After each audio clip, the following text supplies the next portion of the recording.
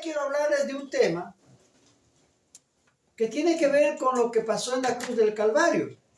La cruz del Calvario que hemos festejado hace poco, ¿verdad? La Pascua, hemos visto que Cristo fue entregado por nosotros, Cristo paga nuestros pecados, pero a través de ese sacrificio hay la manifestación de algo que se llama la gracia. La gracia es un concepto central dentro de lo que es la teología cristiana. La gracia es la parte fundamental de todo lo que es el cristianismo y todo lo que manifiesta la Biblia. ¿Qué es gracia? Muchos dicen que gracia es el favor inmerecido de Dios hacia la humanidad.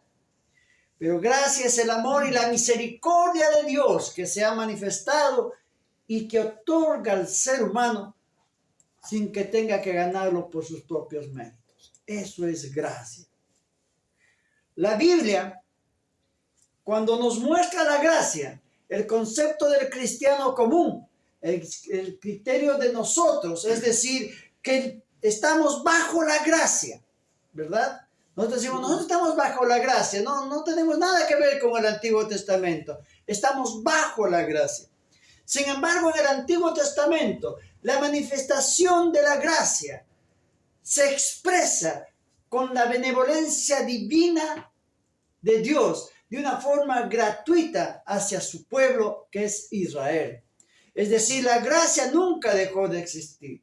La gracia siempre estuvo ahí. Y antes de la gracia hacia su pueblo Israel, también tuvo gracia hacia la humanidad. Porque si bien es cierto, la paga del pecado era muerte, Dios permitió que Adán no muriera. No lo mató en su Trinidad.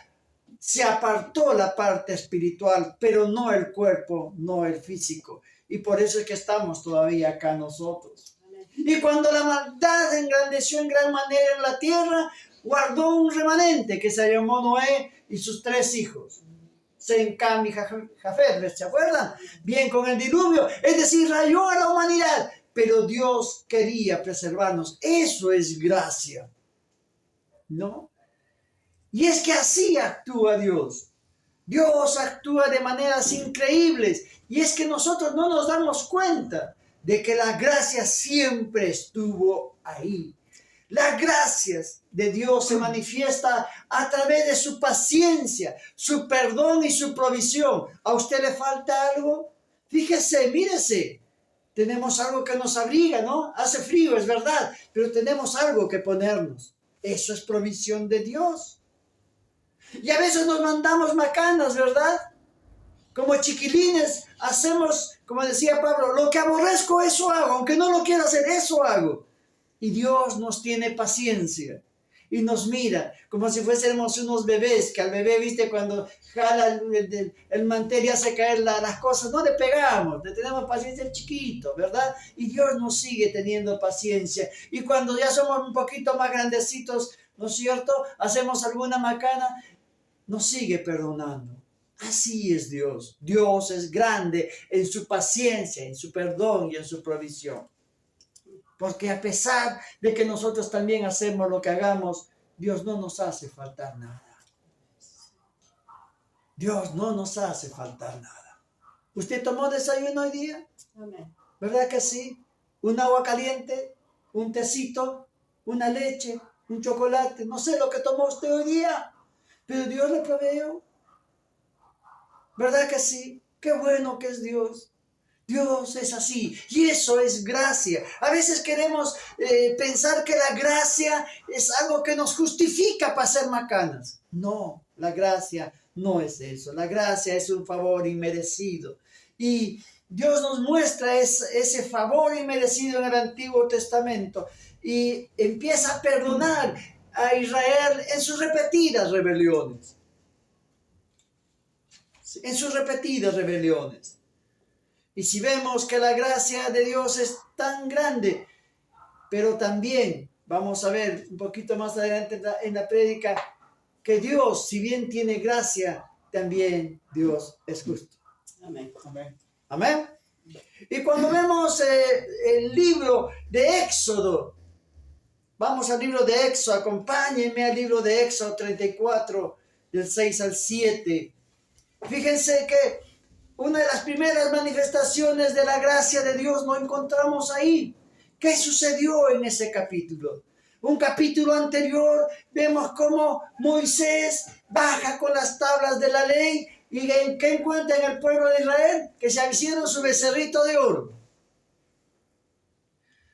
Es decir, no les bastó con haber visto el poder de Dios en Egipto. No les bastó con que les hizo atravesar el mar muerto. No les bastó con ver todas esas cosas.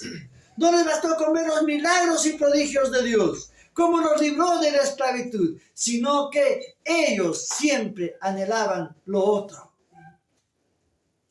¿Y qué hicieron? Se hicieron un becerro de oro. Baja Moisés, rompe la tabla y cuando vuelve a hacer la tabla, cuando regresa, Moisés dice así, dice, y pasando Jehová por delante de él, delante de Moisés, proclamó, fuerte, misericordioso, piadoso, tardo para la ira y grande en misericordia y verdad, que guarda misericordia a millares y perdona la iniquidad, la rebelión y el pecado. Y muchas veces cuando leemos lo que es la gracia en el Antiguo Testamento o queremos entender la gracia, llegamos hasta ahí. Y decimos, esto es gracia. ¿Por qué? Porque tenemos un Dios fuerte, un Dios lleno de misericordia, un Dios que es piadoso y que no se enfada fácilmente. Es grande en misericordia, dice, y es verdadero. Es decir, que Él guarda misericordia a millares, que nos perdona las iniquidades, las rebeliones y el pecado. Y es que Israel también lo pensó así. Decía, esa es la gracia para nosotros. Pero ¿saben qué? A veces pensamos que la gracia es gratis. Porque el concepto que tenemos de nosotros de gracia es el favor inmerecido de Dios que nos da gratuitamente, ¿verdad? ¿Sí? Sin merecerlo. Sin merecerlo. Es como que si yo les doy el celular, a alguien le doy mi celular, ¿sí? Se lo regalo y dice, por gracia el pastor me dio el celular. ¿Pero será gratis el celular? No, ¿verdad? Alguien tuvo que haber pagado ese celular. Y empezando del obrero al cual le pagaron para que arme el celular. Empezando por el investigador que le tuvieron que pagar para que fabrique ese tipo de celular. ¿Sí? Alguien tuvo que pagar y comprar ese celular para llevarlo a su tienda. Alguien tuvo que pagar, que fui yo el que compró el celular, ¿no es cierto?, para tenerlo yo y dártelo. ¿Fue gratis el celular? No. Y a veces entendemos que la gracia es gratis. La gracia no es gratis, mis amados. La gracia tiene un costo. La gracia derramada sobre Israel tuvo un costo tremendo, que lo vamos a ver. Y en el Nuevo Testamento, la gracia alcanza su máxima expresión de Dios. ¿Por qué? Porque la máxima expresión de la gracia de Dios es Jesucristo. Y acá la gracia no solo implica perdón de los pecados, sino tiene que ver con la transformación de los corazones y de la vida de nosotros. La gracia no es que no tiene un costo. La gracia no es que no tiene nada que ver con nosotros. No es que solo recibimos. ¿Sí? Es el poder de Dios. Si bien es cierto, la que nos capacita para poder vivir conforme a su voluntad, debemos entender que la salvación no se obtiene por obras, como dice la palabra, sino por la gracia de Dios a través de la fe en Cristo Jesús. Amén. ¿Sí? Y cuando nosotros vemos el libro de Efesios 2, donde se habla sobre la gracia, vamos a tomar del versículo 4 al 9 que dice, pero Dios que es rico en misericordia, por su grande amor con que nos amó, aun estando nosotros muertos en pecados, nos dio vida juntamente con Cristo. Por gracia sois salvos. Y juntamente con Él nos resucitó y asimismo nos hizo sentar en lugares celestiales con Cristo Jesús. Amén. ¿Para qué? Para mostrar en los siglos venideros las abundantes riquezas de su gracia y su bondad para con nosotros en Cristo Jesús. Porque por gracia somos salvos por medio de la fe, y esto no de vosotros, pues es don de Dios, no por obras, para que nadie se gloríe. ¿Verdad? Y leemos hasta ahí. Pero ¿saben qué? También la gracia en Jesucristo, Él entregó su vida. Él dio su vida para darnos salvación. Él dio su vida para darnos perdón. Y pensamos que es gratis. Pensamos que es gratis. Como dice gracia, nosotros le borramos algunas palabras y le ponemos gratis. ¿Sí? Le sacamos la I, perdón, la C de gracia, la C, y le borramos la A. ¿Y qué nos queda? Gratis. Y no es gratis. Déjeme decirle que tanto en el Antiguo como en el Nuevo Testamento se tuvo que pagar sangre.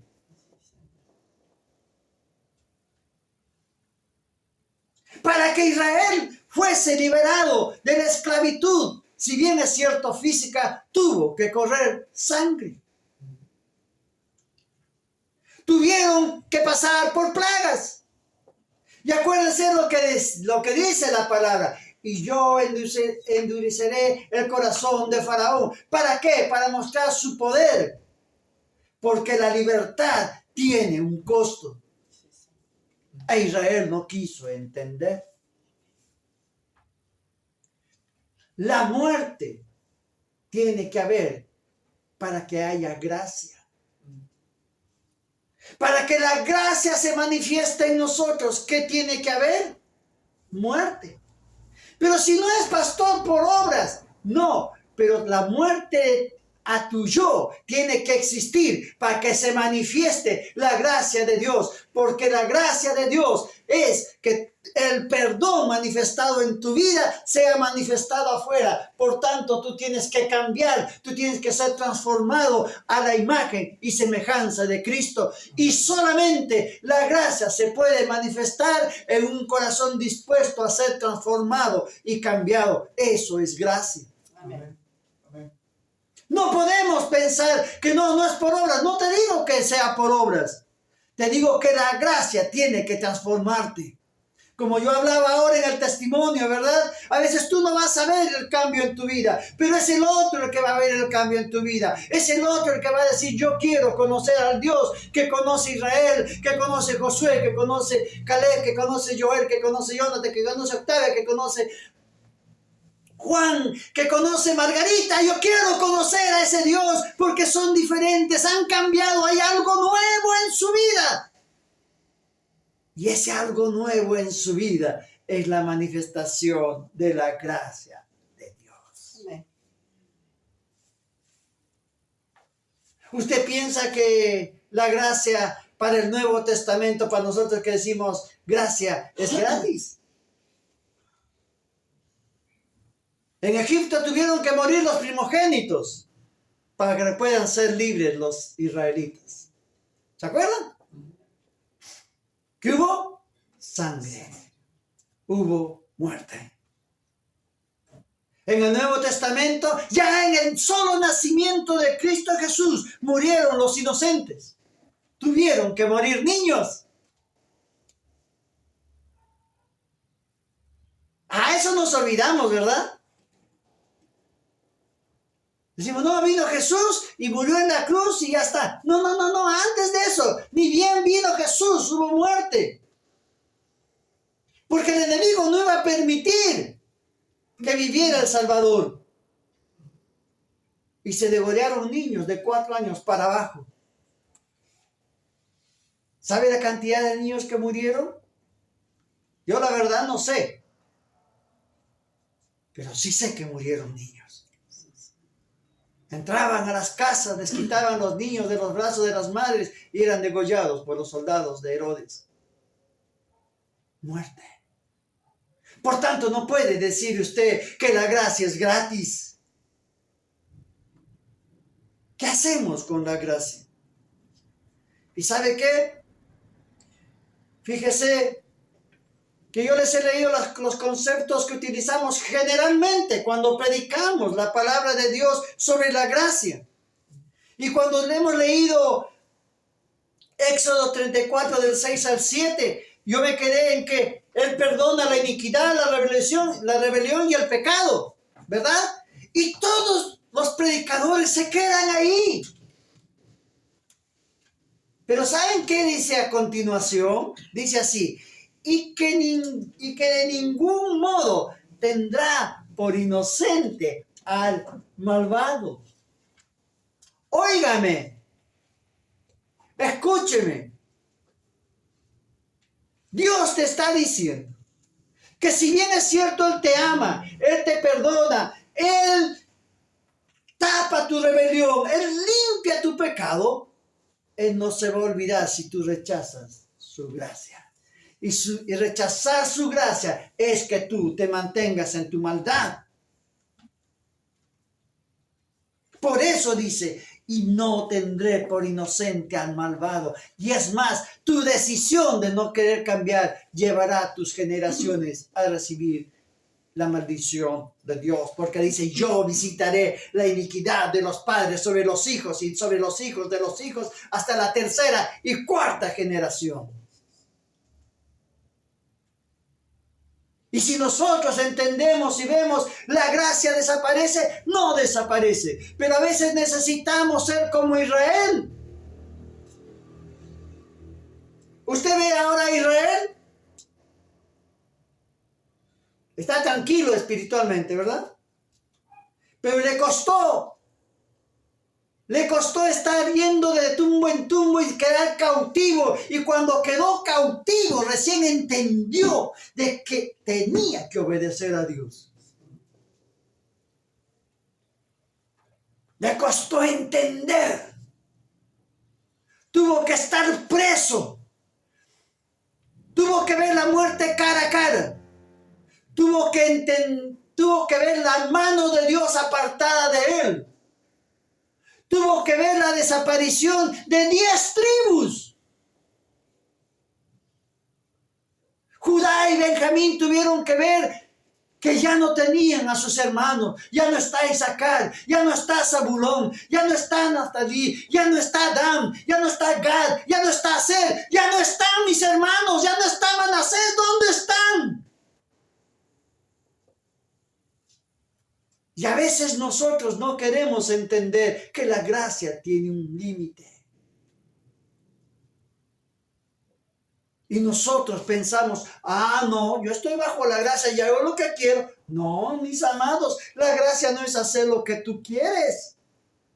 Pero pastor, eso es en el Antiguo Testamento, eso es para los judíos. Sí, pero a ti, ¿qué es lo que te dice en el Nuevo Testamento? Que para que nadie se gloríe. ¿Y qué continúa? ¿Qué es lo que dice? Porque somos hechura suya, creados en Cristo Jesús para buenas obras. ¿Para qué? Para buenas obras.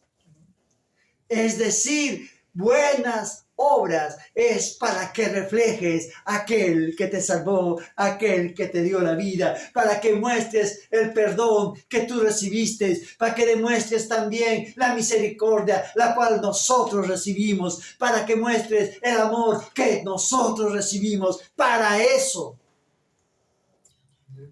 Y si tú no reflejas eso, no puedes ser portador de la gracia.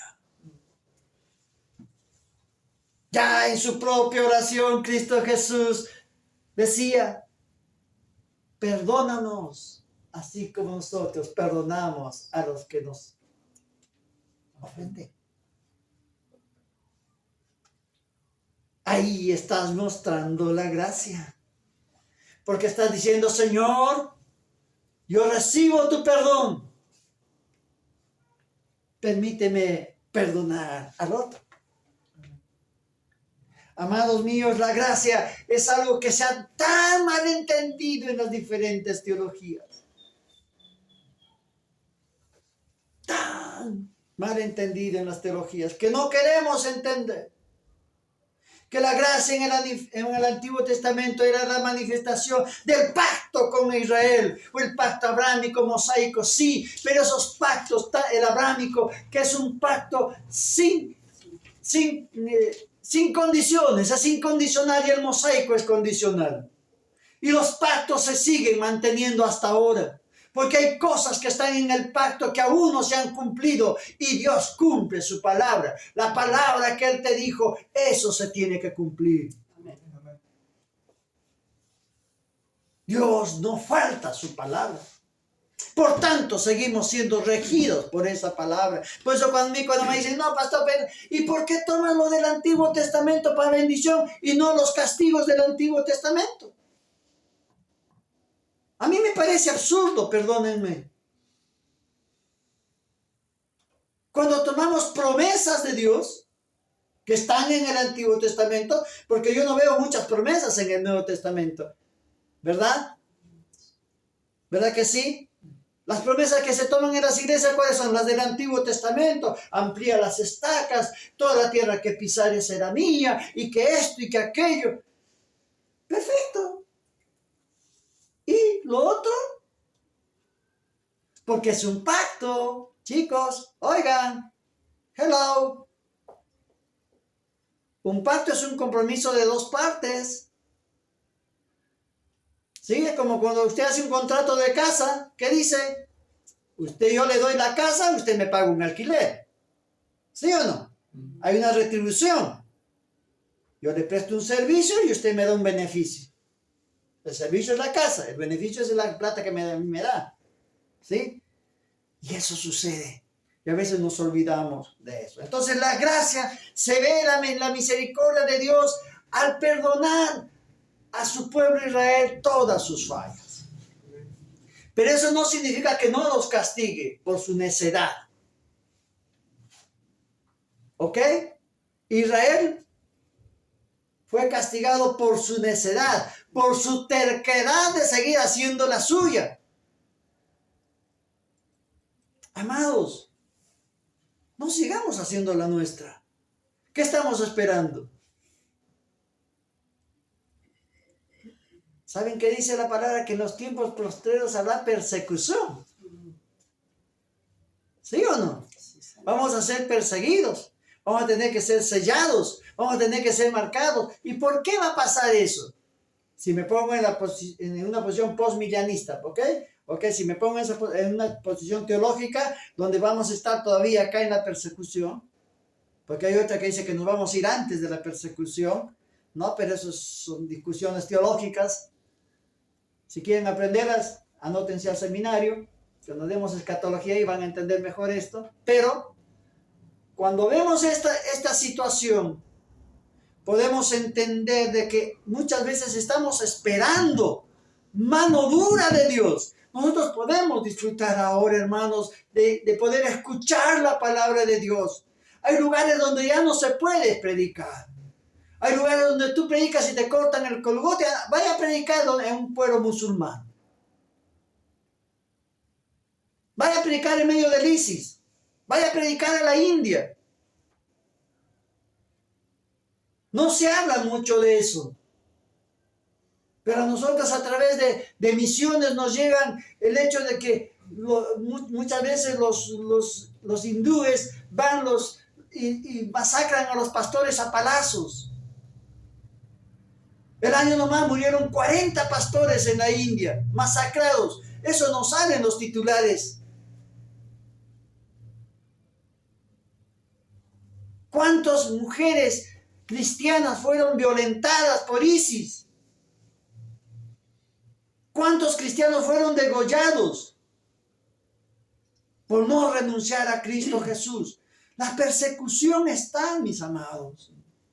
Así es que aprovechemos nosotros que tenemos la libertad todavía de poder escuchar, de poder cargar una Biblia, de poder hablar a otro de la salvación y de demostrar a Cristo en nuestras vidas. Es decir, seamos portadores de la gracia.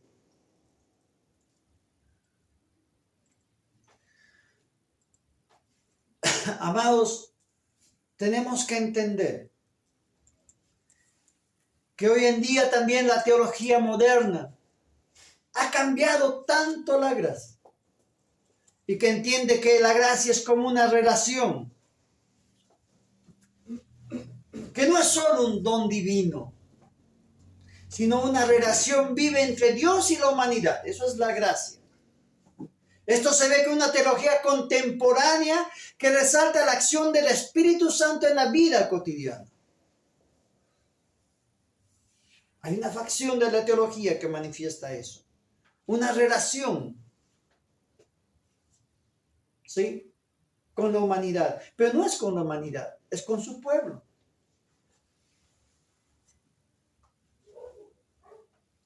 ¿Sí? Es con su pueblo, no es con todo el mundo. El Espíritu Santo no va a trabajar en todo el mundo, va a trabajar en su pueblo. Amén. Porque tú necesitas aceptar a Dios para que Él trabaje en ti. Sin embargo, hoy la teología contemporánea dice, no, es para todos, es para todos. No es para todos. No es para todos. Y es por eso que también la teología moderna está planteando un diálogo interreligioso donde se reconoce que la gracia no es exclusivo para los cristianos.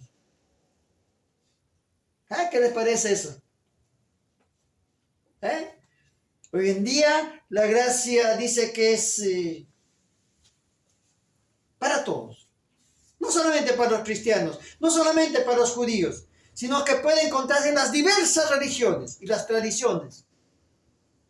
Es decir, que tenemos que tener un enfoque inclusivo. ¿Usted ha escuchado esa palabra? ¿Inclusivo? Fíjense, hasta en la teología se está metiendo. Hasta en el cristianismo se está metiendo. Hasta en la gracia se está metiendo estas cosas de tergiversar lo que es la gracia. Por eso tenemos que estar avistados, hermanos.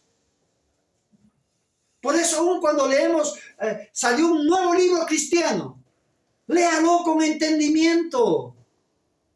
Léalo con entendimiento. Vaya con la palabra de Dios. No porque dijo Juan Pericote, el apóstol, el casi arcángel. ¿Es verdad?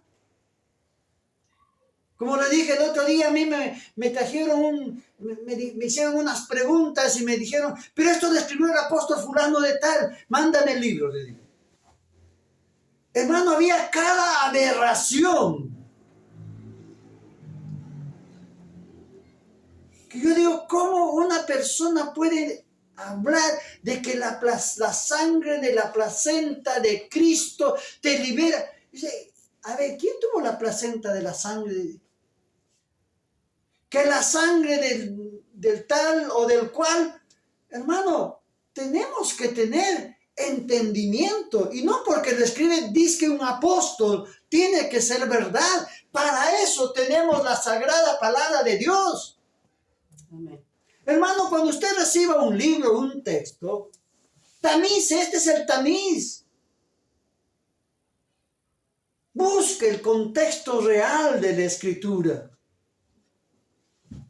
¿Estamos? Entonces hoy en día, justamente porque la gracia está siendo tan tergiversada, es más, la gracia ahora tiene que ver con la justicia social. ¿Qué les parece eso? Es decir, que ahora la gracia se vincula con la transformación social y la lucha por la justicia. ¡Epa! Esa no la sabían ustedes. Fíjense las formas teológicas contemporáneas que están marcando una tergiversación de lo que es gracia. Que es más, te ponen, eso es tiene que ver con la ética cristiana, la justicia social. Y no tiene nada que ver.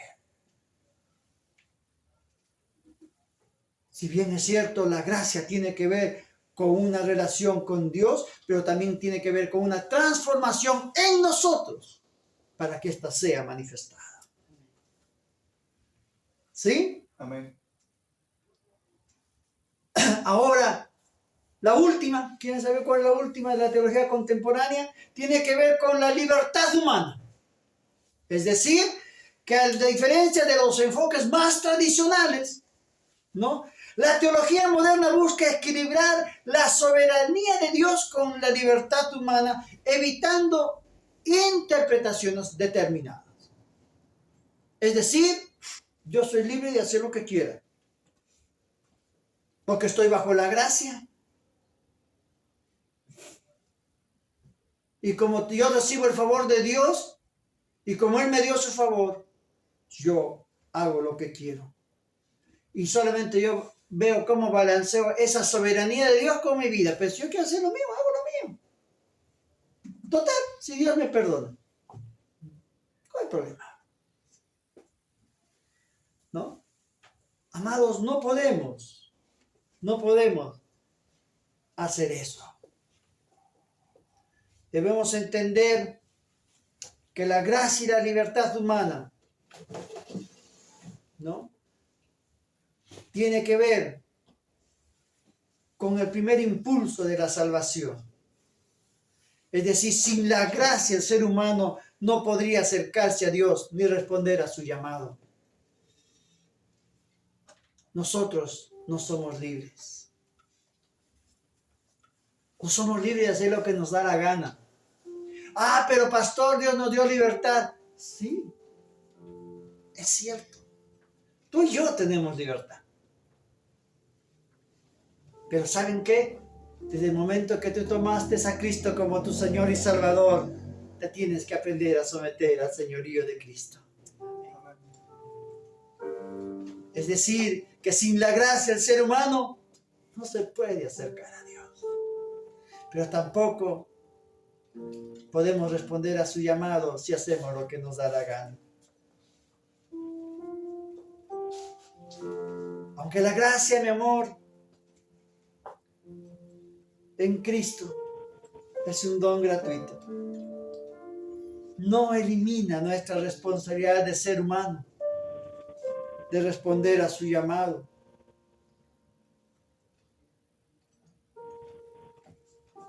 Equilibrio entre la soberanía y el libre albedrío. Podemos decir de que la salvación, como diría Calvino, ya está dada. O como diría Arminio, otra posición teológica que es entre la cooperación humana con la gracia. Pero la gracia tiene que ver con nuestra transformación. La gracia, mis amados, es aquello que transforma nuestra voluntad humana. La gracia es aquello que nos hace elegir entre el bien y el vivir conforme a los principios divinos. Eso es la verdadera gracia. La gracia no es hacer una desgracia de nuestras vidas como cristianos, haciendo y tomando cosas de aquí y cosas de allá, mezclándolas bajo nuestros propios intereses o principios, tratando de tergiversar la escritura para mi beneficio. No, mis amados, la gracia es transformadora. La gracia nos tiene que llevar ¿a qué? A ver el cambio en nuestras vidas. Y que a través de nuestro cambio podamos cambiar muchas otras vidas. Amén. Amén. Amén. Señor, Padre amado, perdónanos, Señor. Queremos pedirte perdón porque muchas veces hemos visto tu gracia como algo, Señor, tan carente de valor, Señor. Como un regalo que, bueno, es un regalo y si quiero lo uso, no lo uso, y si quiero, bueno, es mío, total, ya lo tengo. No hemos entendido, Señor, el valor de tu gracia. No hemos entendido el precio que se tuvo que pagar, Señor, para que cada uno de nosotros, mi vida y la vida de los aquí presentes y de los que nos miran por internet, Señor, el precio que se tuvo de pagar de vidas inocentes. Aún después de la muerte de tu Hijo Jesús, Señor, la muerte de los inocentes que tuvieron que dar su vida para que nosotros alcanzáramos a conocer de la existencia de Cristo Jesús. ¿Cuántos mártires, Señor? ¿Cuántos hombres quemados como teas? ¿Cuántas personas perseguidas por llevar tu palabra en mulas a través de cerros y montañas? Atrapados con tu Biblia y quemados con ellas. Para que pueda llegar la verdad a nuestras vidas. Por tanto, la gracia no es gratis, Señor. Saca ese pensamiento absurdo de muchos de nosotros, Señor, que como cristianos pensamos que la gracia llegó a nosotros sin costo. Hay un costo que no lo pagamos nosotros. Permítenos, Señor, ser portadores de tu gracia. Porque esos que dieron su vida, Señor, ahí, siendo quemados, ellos eran portadores de tu gracia. Porque estaban haciendo tu voluntad.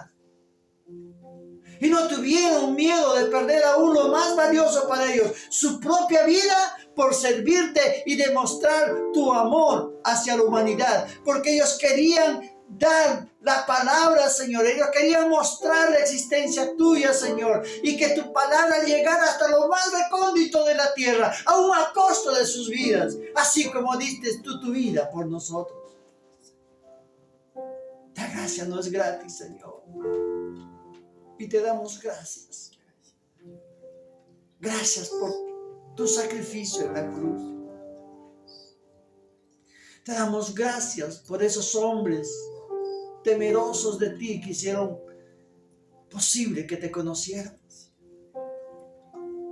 Gracias por todos esos anónimos, Señor, que no estarán jamás en los libros de historia, pero que sí están escritos en el libro de la vida como hombres que recibieron tu gracia, portaron tu gracia y llevaron tu gracia a muchos otros para salvación de sus almas.